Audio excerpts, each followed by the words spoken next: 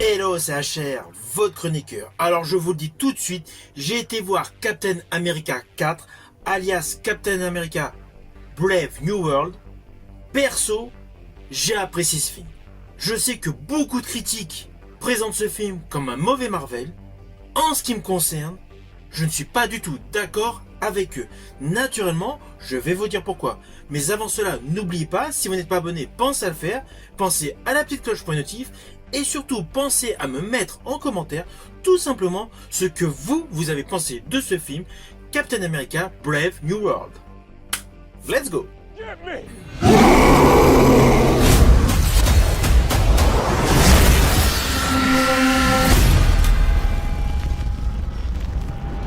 Alors je vous le dis tout de suite, dès l'ouverture de ce film, le ton est radicalement différent de tout ce que vous connaissez de l'univers Marvel. Le bandeau habituel Marvel Studios avec tous les personnages apparaissant dans les lettres, pour une fois, ne se retrouve pas en début de film. Là, l'inscription Marvel Studios est davantage classique, avec essentiellement du noir et du blanc. Nous n'avons pas tout le côté euphorique des couleurs habituelles dans la présentation du logo Marvel Studios. C'est un détail, certes, mais cela annonce la couleur par rapport au ton de ce quatrième opus des aventures de Captain America. D'ailleurs, l'histoire de celui-ci est la suivante.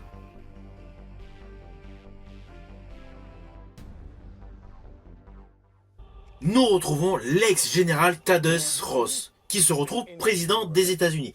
Dans cet opus, il est interprété par Harrison Ford, et celui-ci semble avoir complètement changé par rapport à ses relations avec les super-héros. D'ailleurs, assez rapidement au début de ce film, il demande à Falcon, Sam Wilson alias Captain America, de reconstituer les Avengers. S'ensuit une réception où justement tout bascule.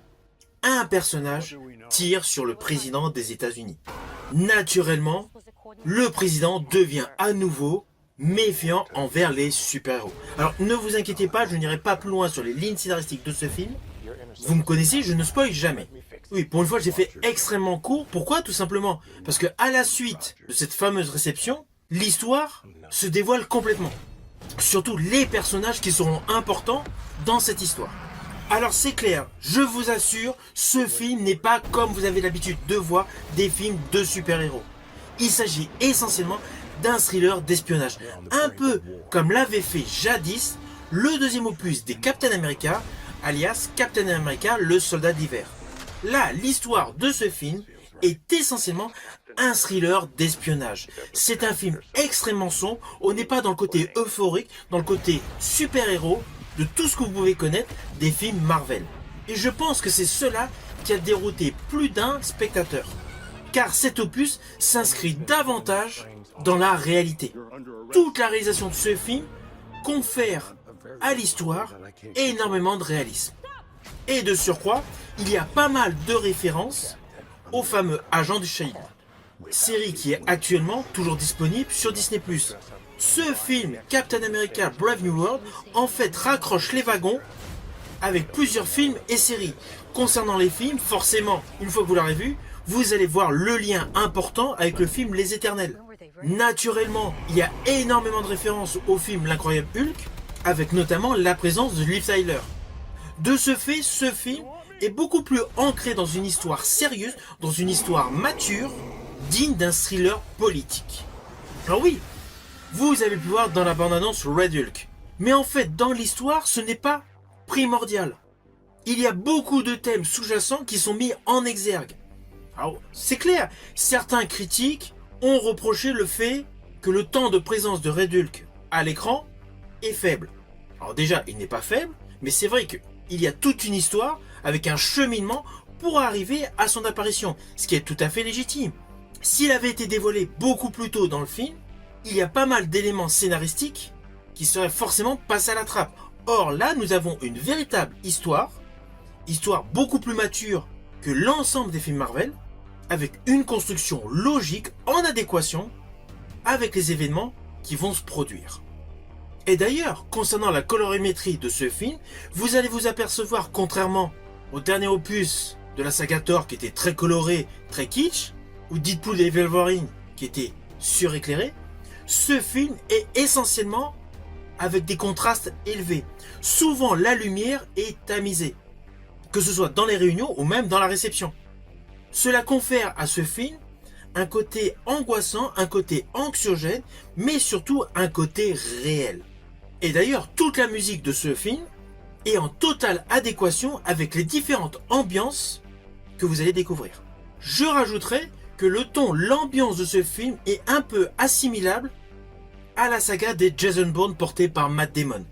Comme dans cette saga, il y a des moments d'action, mais qui débouchent essentiellement vers un enjeu politique tonitruant, un enjeu politique fort.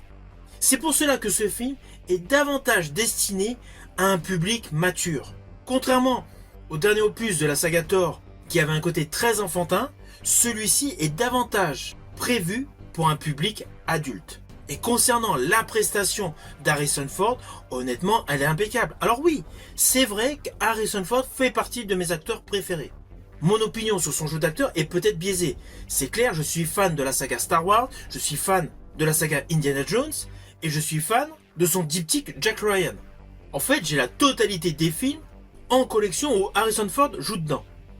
Cela n'empêche pas qu'il y a certains films où j'estime que sa prestation est plus ou moins convaincante. Par exemple, la stratégie Ender. Le film sur le fond est pas mal, les effets spéciaux sont bons, mais sa prestation est plutôt classique. Là, dans ce film, il démontre un réel jeu d'acteur. Il y a le moment émotion, il y a le moment... Oui, lorsque je dis émotion, c'est forcément par rapport à sa fille. D'ailleurs, ce passage, tout père de famille ayant une fille, forcément, comprendra cette séquence. Ça va le toucher d'autant plus. En dehors de cette séquence émouvante, il y a le côté colérique, il y a le côté malade, et il y a le côté introspection et demande de pardon. Toutes ces émotions passent réellement dans ses yeux, dans ses postures, tout simplement dans son jeu d'acteur qui est excellent.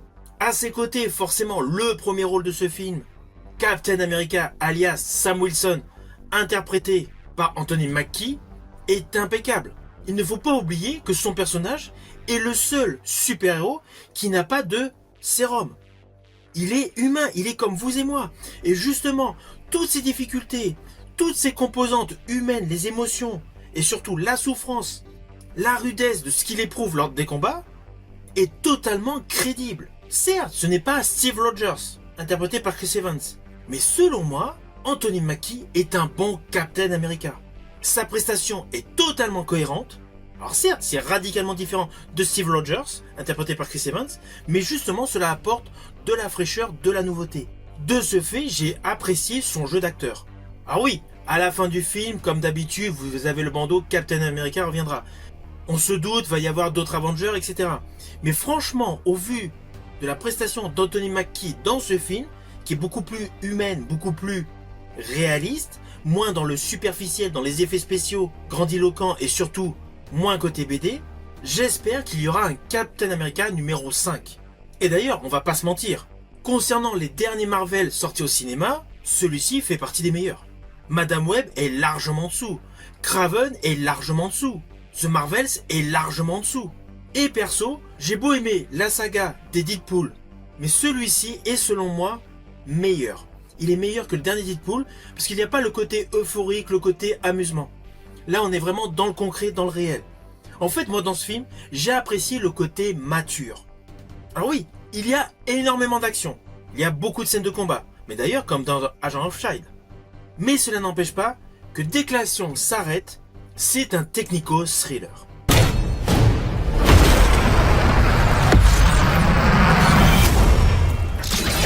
Ah oui, j'oubliais.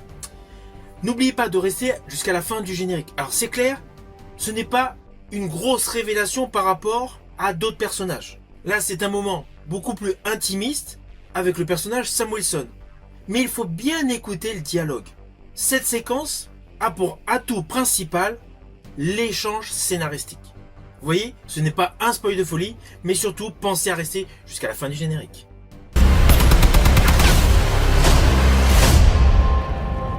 You want me? Come and get me!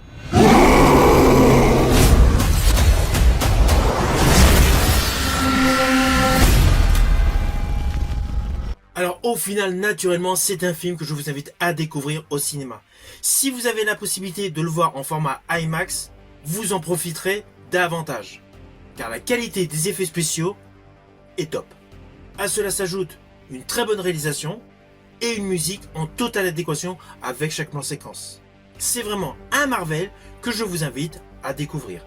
Si vous avez aimé la vidéo, n'oubliez pas petit pouce vers le haut et surtout pensez à me mettre en commentaire tout simplement ce que vous avez pensé de ce film.